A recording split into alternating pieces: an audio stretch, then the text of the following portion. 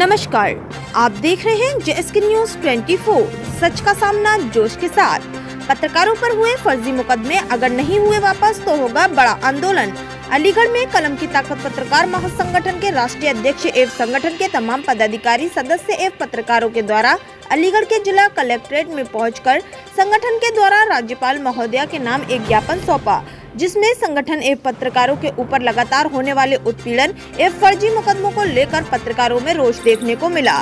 संगठन का कहना है कि आज पत्रकारों के ऊपर लगातार हमले हो रहे हैं, क्योंकि पत्रकार हर जगह जाकर समाज के दबे कुचले लोगों की आवाज को उठाने और सच्चाई दिखाने का काम करते हैं, जिसमें हमारे बीच में भी अभी कुछ पत्रकारों पर फर्जी मुकदमे लिखे दिए गए हैं, जो एक चिंता का विषय बना हुआ है।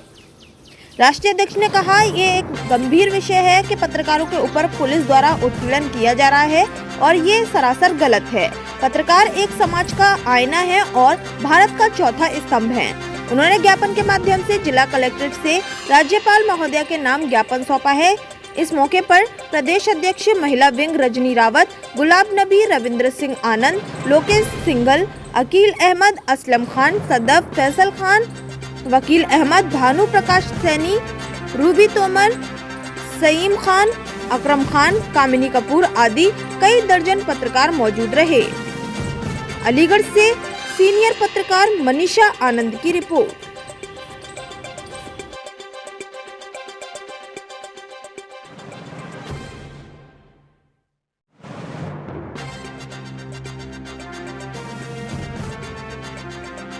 आपने ज्ञापन दिया। मेरा नाम कुमार आरिफ अली खान है। मैं कलम की ताकत पत्रकार महासंगठन का राष्ट्रीय अध्यक्ष हूँ। थोड़ा जोर से बोले। अभी हाल में बहुत सारी ऐसी घटनाएं हुई हैं जिसमें पत्रकारों के लिए बहुत नुकसान हुआ है। पत्रकारों पर कभी भी कहीं भी एकदम मुकदमा कायम कर दिया जाता है। पुलिस बगैर किसी इन्वेस्टिगेशन के एकदम पत्रकारों पर मुकदमा कायम कर रही है। कई जगह पत्रकारों की हत्या कर दी गई, पत्रकारों के साथ मार पिटाई हो रही है, कोई उसकी सुनवाई नहीं है। हम लोगों का सबसे बड़ा विरोध आज इसी बात पर है और इसी को लेकर हम लोगों ने ज्ञापन दिया है राज्यपाल महोदया को, थ्रोट डीएम साहब।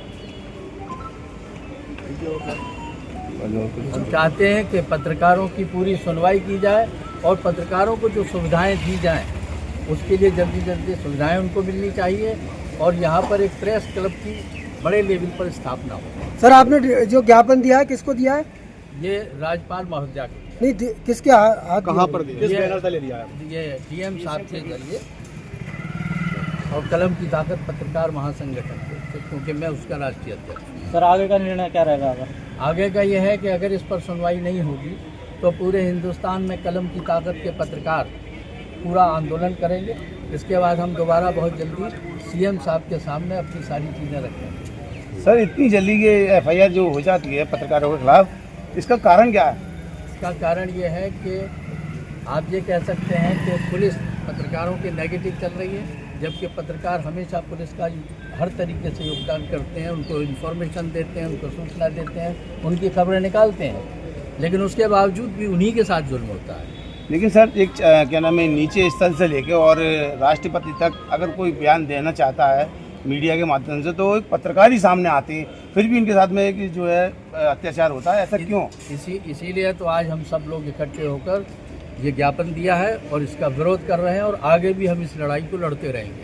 सर, मुख्यमंत्री का ये आदेश है कि अगर पत्रकार कहीं भी किसी भी थाने में जाए तो उसका मान करो, सम्मान करो और जो भी वह है जहाँ किसी मसले में बात करे तो पूरा दो। तो फिर ये पुलिस ये इस मामले में क्यों नहीं इसका वो? यही बात तो हम लोगों ने आज ज्ञापन देने के बाद इस आवाज़ को उठा रहे हैं और यही नहीं है, डीजीपी के भी सामने हम लोग जाएंगे और वहाँ भी आवाज़ उठाएंगे। सर, जो अभी आपने नाम लिया अभी डीजीपी साहब का, तो वो भी अभी इन्होंने पत्रकारों का बड़ा अच्छा सम्मान किया और बड़े अच्छे से लाइन लिखी इन्होंने। बराबर ऊपर से उच्च अधिकारी और आपके माननीय मुख्यमंत्री जी और सभी लोग पत्रकारों के लिए बराबर ऊपर से आदेश तो पुलिस, सर पुलिस क्यों नहीं इस बात को, मतलब इस आदेश को जो वो कर रही है? हाँ, तो इसीलिए तो आज हम लोग विवश हैं इस बात पर कि आंदोलन छेड़ा जाए। आखिर इसकी वजह क्या है?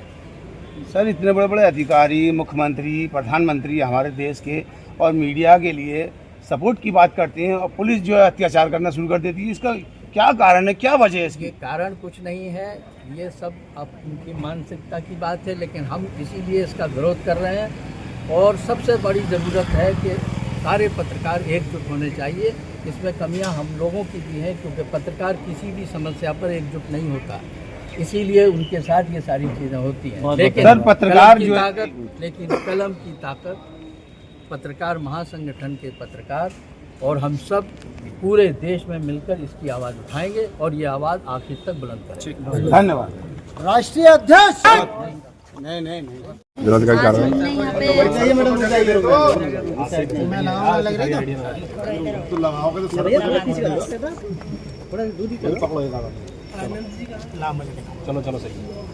मैडम, क्या नाम है आपका?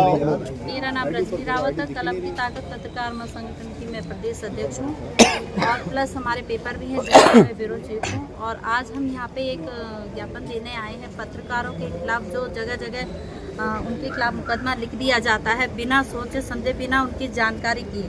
तो हमारा यही कहना है कि पत्रकारों के खिलाफ अगर आप कहीं पर लिख रहे हो, उनका मुकदमा आप दर्ज कर रहे हो, तो मुकदमा तब दर्ज करिए, पहले उसके बारे में छानबीन कीजिए, पहले उसके बारे में जानकारी लीजिए कि इसमें कितनी सच्चाई है, ना कि उनको सीधा ही उनके ऊपर अत्याचार करा जाए और उनको सीधा उसको प्रेरित किया जा रहा है, उनको परेशान किया जा रहा है पत्रकारों को। तो ये हमारा मुद्दा है कि पत्रकारों को परेशान ना किया जाए और उनके खिलाफ जो झूठे मुकदमे जगह जगह हो रहे हैं वो मुकदमे ना लिखे जाएं, उसके खिलाफ कार्रवाई की जाए। यही हमारा आज का मेन मुद्दा था यहाँ पे जो हमने ज्ञापन दिया है। बस इसी के लिए हमें कहना है और जो हमारे उच्च अधिकारी हैं उनसे भी हमारी रिक्वेस्ट है, हमारी अपने संगठन के जरिए हम उनसे ये कहना चाहते हैं कि हमारी आवाज़ को सुनिए। हमारी जो कलम चलती है वो सच के लिए चलती है, हमारी कलम झूठ के लिए नहीं चलती है। अगर हम कहीं पे कोई मुद्दा उठा रहे हैं, कोई चीज़ का कोई किसी के खिलाफ अगर हम कहीं पे बोल रहे हैं तो वो हम उसको छानबीन करके ही बोलते हैं, हम भी उसकी गहराई तक जाते हैं और तब हम अपना कदम आगे बढ़ाते हैं। मैडम, क्या कारण है जो पुलिस जो है निडर हो गया और पत्रकारों के साथ उत्पीड़न कर रही है और बगैर जांच किए हुए उनके पर मुकदमा दायर कर रही है? पुलिस इसलिए निडर हो रही है क्योंकि उनको भी दबाव पड़ता है। पुलिस के ऊपर भी लोग ऊपर के जो और अन्य जो आजकल राजनीति जो चल रही है, ये राजनीति ही है जो उनको दबाव में डाल रही है और आपस में जो षड्यंत्र किया जाता है और उनको भी मजबूर किया जाए। लेकिन कुछ जो इसमें कुछ ऐसे पुलिस अधिकारी हैं जो हमारी बातों को नहीं सुनते, उनके खिलाफ कार्रवाई की जाए। अगर ये हमारी मतलब अगर आपकी मांग पूरी नहीं हुई तो ये संगठन आगे के लिए क्या रणनीति तैयार कर रहा है? अगर हमारी मांगे पूरी नहीं हुई तो हम और आगे जाएंगे और इसके खिलाफ आंदोलन खड़ा करेंगे।